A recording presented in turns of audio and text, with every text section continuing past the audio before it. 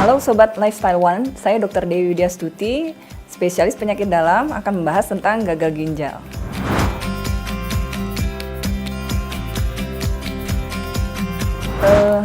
Gagal ginjal ini sebenarnya kita dahului dulu bisa dibagi menjadi dua klasifikasi, yaitu gagal ginjal akut dan gagal ginjal kronik.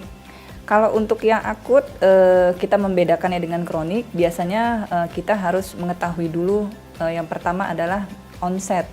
Nah, ini kalau kita bedakan antara yang akut itu biasanya kita alami itu dari waktu jam ke beberapa minggu. Nah, untuk yang gagal ginjal kronik biasanya dialami oleh pasien dialami dalam kurun waktu beberapa bulan sampai dengan beberapa tahun. Nah, gejala-gejala yang timbul biasanya yang dapat kita ketahui biasanya adanya suatu gejala sesak nafas, seperti yang dimunculkan oleh tanda-tanda dari anemia itu sendiri, yaitu Hb yang turun.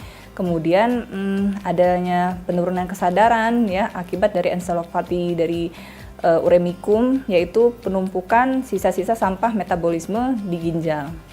Kemudian ada gejala lain yang mungkin bisa kita ketahui, yaitu selain sesak nafas, kita kesulitan berkemih. Jadi volume urin itu mulai sedikit. Biasanya kita tanyakan, adakah penurunan jumlah volume kencing kita dalam waktu hari-hari. Nah, biasanya itu kita bisa bedakan lagi menjadi oliguria sampai dengan anuria. Apa oliguria itu?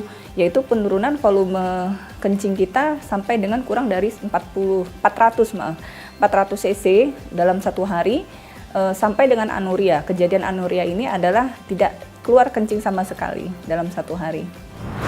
Untuk gagal ginjal kronik sendiri, sebenarnya gejalanya itu hampir sama dengan yang akut. Bedanya adalah etiologinya kita bisa bedakan. Kalau untuk akut itu biasanya dialami oleh pasien-pasien yang dirawat di rumah sakit, kebanyakan seperti itu. Biasanya etiologi penyakitnya adalah mungkin dia menderita penyakit yang lain, seperti misalkan dirawat dengan penyakit jantung, kemudian adanya perdarahan, kemudian adanya luka bakar ya yang hebat, atau mungkin juga suatu kondisi dehidrasi yang berat. Jadi dia bisa mengalami suatu kegagalan fungsi ginjal. Nah, untuk perbedaan akut dengan yang kronik biasanya sebenarnya gejalanya hampir sama. Namun kita bisa menilainya itu dari waktu atau onsetnya saja. Suatu gagal ginjal yang akut ini bisa berkembang menjadi gagal ginjal kronik apabila tidak ditangani dengan baik dan cepat. Seperti itu bisa terjadi.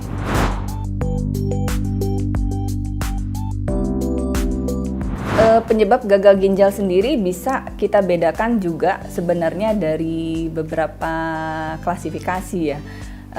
Lebih mudahnya mungkin kita bagi menjadi 3, yaitu dari prerenal, kemudian intrinsik yaitu akibat dari kelainan ginjalnya itu sendiri, dan juga postrenal.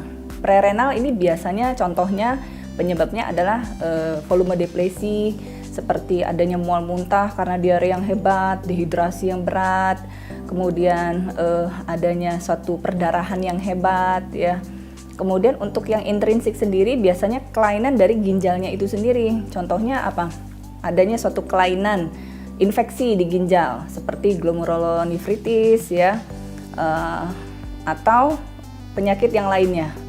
Contoh lupus ya, bisa menyebabkan nefritis lupus juga. Kemudian yang ketiga yaitu postrenal. Postrenal biasanya contohnya adalah yang diakibatkan di luar dari ginjal itu sendiri. Seperti misalkan contoh ada suatu penyakit lain yang mendasari dia. Seperti itu.